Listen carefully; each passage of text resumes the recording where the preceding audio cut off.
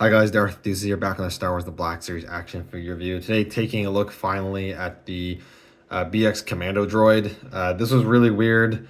I had pre-ordered this with GameStop Canada, which is EB Games again, and I had multiple Black Series pre-orders that were originally announced to come out after this figure. I got those figures before I ever got this one. This one was the last one I got out of the most recent releases when it should have been one of the first ones. Very weird.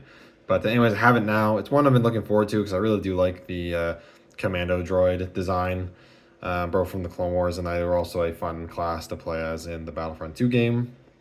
And now I have it, and it's a pretty cool figure. There's a lot of cool things going on here. It's not perfect though. There's some things I don't like.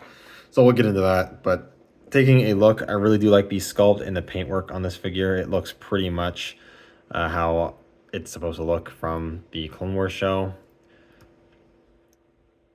The head is really cool. I always liked how it's like a more compact, sleeker version of the standard battle droid. The white on the eyes there looks really nice. And on the front of the figure, there is a decent amount of this like silver brushing for some wear and tear on the chassis of the droid, which is cool. Unfortunately, in classic Black Series fashion, that doesn't include the back of the figure, which is always a weird thing that they do with this. But anyways, I like the orange highlights throughout the figure, like on the speaker there, whatever, for their saying stuff. And like around the joints and on the arms, you got those orange bits that break up the I don't even know what I'd call this color, like a brownish gray, I guess. It's a little hard to even describe, but it does break up nicely, which is cool. And the hands there has some nice sculpted details on them. And then the more sleeker waist design of the Commando droid's little red dot there on the front.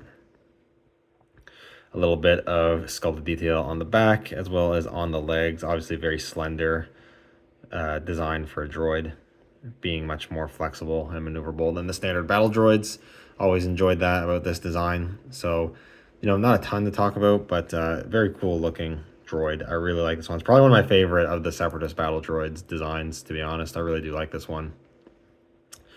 In terms of articulation, this is probably where I have my most gripes with. The figure's not as posable as I'd like it to be, especially considering in the show these things are really flexible and do a lot of really dynamic poses and actions and whatnot. And I get you probably can't fit all of that into a Black Series figure, but there is just some points of articulation I wish were better. Anyways, the neck at the top of the head is on a ball joint there, so it can pivot, go up and down. You actually also have a hinge at the base of the neck there. There is also actually another ball joint, so you get even more pivot on the neck as well as rotation. So the neck and head articulation is pretty good.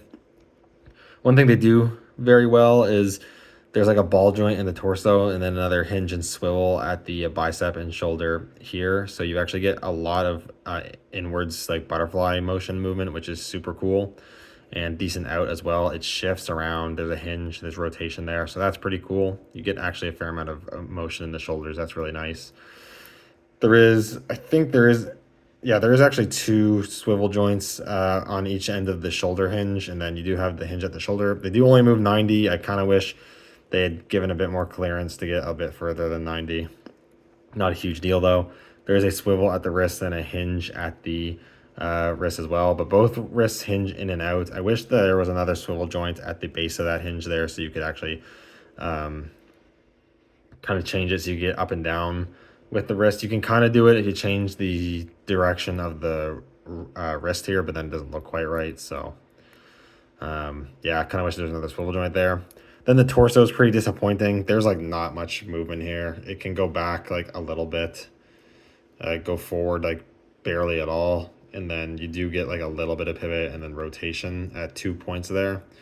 Yeah, like I said, I wish this was a bit more articulation, a bit better done. I don't know how, I guess, to be fair, how you get this, but I was kind of hoping there'd be points of articulation at each point so it could really bend and move around a lot. It can't do that. I suppose I shouldn't be super surprised on a Black Series figure, but still would have been nice. Do have ball joints at the hips. There's a decent amount of clearance. You get an okay spread. You do get a bit of rotation at the hips there, or like shifting, I guess. And then it kicks up really far and really far back as well. There's a swivel at the knee as well as a hinge that doesn't actually even go full 90, which is really unfortunate. That does hinder quite a bit of posing. And then lastly, you do have ankle hinges that I wish instead of having like these clickies would move a bit smoother. And there is a rocker. The rockers actually work pretty well. I like how they're that little cutout so that it'll actually accommodate for the ankle a bit. But there's no rotation at the base of the ankle. And then when you're trying to pose in dynamic posing, and you really like to be able to like rotate that foot in to be able to stabilize itself. And instead you can't do that. So it really limits the kind of dynamic pose you can do with this figure. And I find getting this figure in like an action pose is actually pretty tough to do. You can kind of mess around with it and kind of get it, but like just some of the lack of articulation really hurts this figure a fair amount. And it being so thin as well, just in design, doesn't help for its stability either. So there's a fair amount of things working against it. And I do wish they could have kind of engineered this figure a little better, in my opinion. Not terrible. It's not like a statue, but yeah, could have definitely used a bit more articulation in areas or engineered it a bit better. In terms of accessories, not too bad. You get the standard droid blaster, which is very nice. Just cast in gray. We've seen it before. And it holds it in the hand really well. In the right hand, you can also get two-handed blaster poses pretty easily. The left hand is sculpted to accommodate that. So there you go. That's pretty nice. That's pretty nice. You also get the vibroblade that you often see with the Commando droids, which is super cool. It is cast in like this purplish pinkish plastic, and then it's hard to see, but there is actually a little bit of paint. There's this white like fade on the edge of the blade, which looks pretty cool. I do wish there was a bit more paint here. I wish like this back part and then the grip was like painted in a light gray or something to differentiate it a bit more from the blade. Because as it is right now, it does look a little cheap, but it's still cool that you get this. Again, hold it pretty well in the right hand there. That looks nice. And then a fun feature is there's a peg on the sword, and then there is a hole in the back. You can actually store the weapon on the back of the figure, which is pretty cool. So you have all these accessories on them, which is pretty nice. Just gonna straighten out here. But I guess lastly, it would be for comparisons. I have most of the other Separatist droids. The only one I don't have is the Destroyer droid. I think, unless I'm missing one. I don't think so, though. So here he is, or it is with the battle droid. I am a little confused. I feel like this BX, that Commando droid, should be a little bigger or a little taller. I feel like maybe it's a little on the small side. It feels weird that a standard battle droid's larger than the Commando droid, but maybe not. They are supposed to be infiltration kind of droids, so maybe that makes sense. But that looks pretty cool. Here he is with the Magna Guard.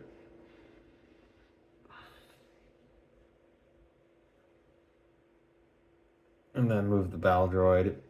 Here he is with probably my favorite of the Separatist droids so far, the Super Battle Droid from last year, who is appropriately larger than the others. But they all look really cool together, and it's really cool to get another of these Separatist droids to add to all of the droids that they have made.